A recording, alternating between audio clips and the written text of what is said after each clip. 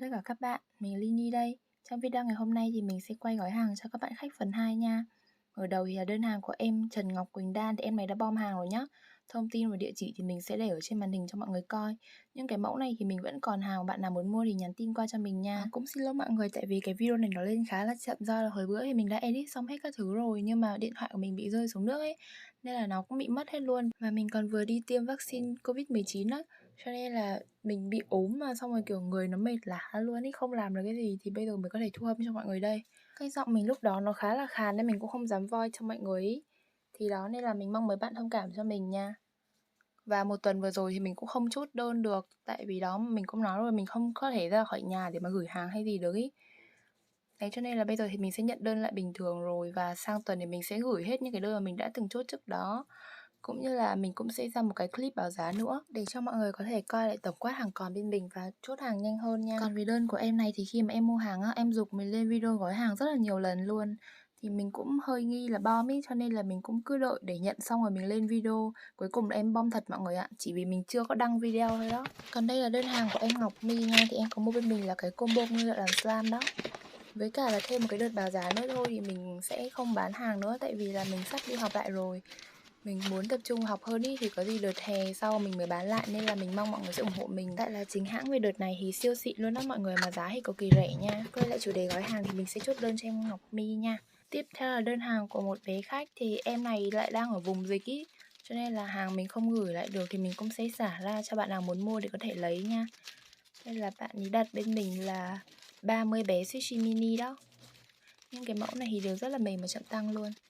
Trong video thì mình có tua nhân 2 lần cho nên là mọi người thấy là nó không được slow lắm, nhưng mà ở ngoài thì rất là ok la nha. À đây còn đặt bên mình hai cái hạt đậu nữa, hai hạt đậu này có giá là 15.000 một hạt nha các bạn. Đơn này lúc quay mình quên soạn bao bì với cả móc khóa ra ấy, thì lúc sau mình đã thêm vào rồi nha. Đây là quà mình tặng cho nè. Kế đến là đơn hàng của một em khách trên Facebook, thì mình không nhớ tên của em ấy, có gì mình sẽ để ở trên màn hình nha. Chị xin lỗi là chị không nhớ tên của em. Em có đặt bên mình là một bé bánh kem panda có defect nha các bạn. Thêm một em gấu bông như thế này, siêu slow luôn và cực kỳ mềm nha. 3 cây bút chính hãng có license luôn nhé. Mà chỉ có giá là 30.000 thôi. Đây là quà mình tặng cho nè. Tiếp theo là đơn hàng của chị Thu Trang, thì đây là một chị khách quen bên shop của mình luôn. Chị có mua bên mình là hai bé xinh xinh như thế này. Thì cái bé gấu là cũng có lỗi nha, mình đã nói rồi á. Và thêm 200 cái bao bì sushi mini. Đây là quà mình tặng kèm ha.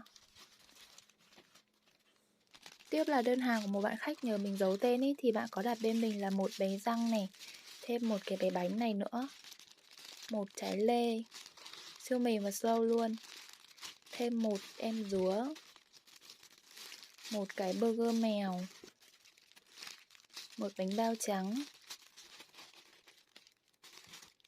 Và đây là quà mình tặng nha. Ở đây là những cái đơn hàng đặt trên Shopee nha. Thì những cái đơn này mình quay khá là gấp để mà gửi đi ấy, nên là mình chưa có kịp chuẩn bị quà. Mà cái lúc gói hàng thì mình đã kèm cho mọi người rồi nhá. Và lúc mà quay như thế này thì mình chưa có tìm được cái hộp vừa, thế cho nên là mình mới giới thiệu như thế này ý, thì mấy bạn xem tạm ha.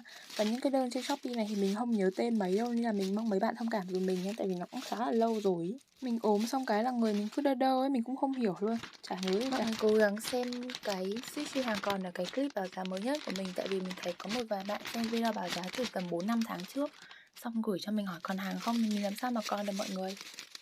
Thế cho nên là mình mong các bạn để ý giúp mình một xíu nha. Khi mà mọi người xem cái video báo giá thì mọi người cũng phải mở mô tả ra để mà coi thông tin đặt hàng đúng không?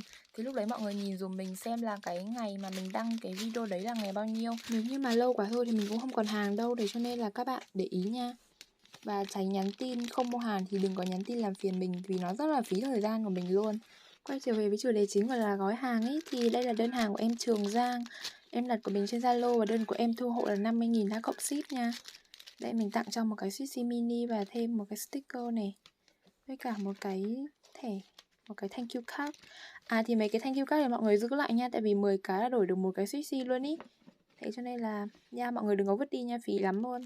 Cuối cùng là đơn hàng của bé Diệu Anh, thì đây là một em khách quen bên shop mình luôn ý. Em nói chuyện các thứ cực kỳ dễ thương luôn và ủng hộ mình rất là nhiều lần rồi.